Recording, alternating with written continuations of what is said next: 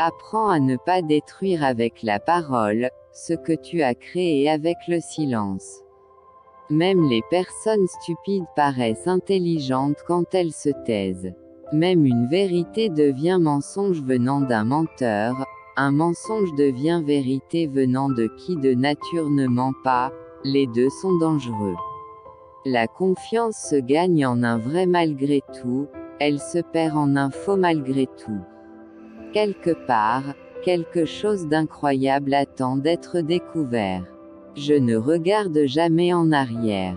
Cela détourne l'attention de l'instant présent. Le mensonge peut cacher temporairement la vérité, mais il oublie qu'aucun nuage ne peut cacher éternellement le soleil. Oubliez l'inspiration à un stade initial. Les habitudes sont plus fiables. Les habitudes vous permettront de terminer et de peaufiner vos histoires. Les habitudes représentent la persistance mise en pratique. Fixez-vous des objectifs ambitieux et ne vous arrêtez pas avant de les atteindre. Quand on ne sait pas, il vaut mieux se taire que d'étaler son ignorance.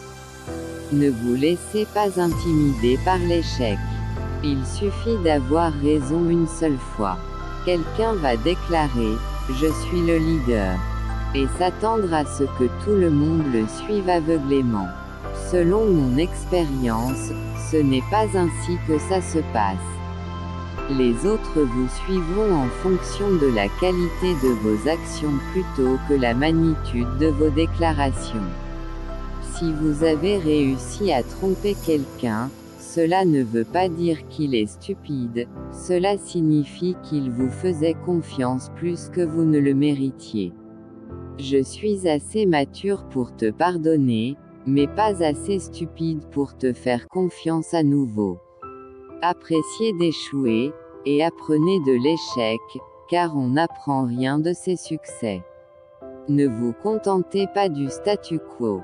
Donnez votre meilleur sur le moment. Ensuite, que cela réussisse ou échoue, vous aurez au moins tout donné. Vous devez entraîner votre intuition, vous devez faire confiance à la petite voix à l'intérieur de vous qui vous indique exactement ce qu'il faut dire, ce qu'il faut décider.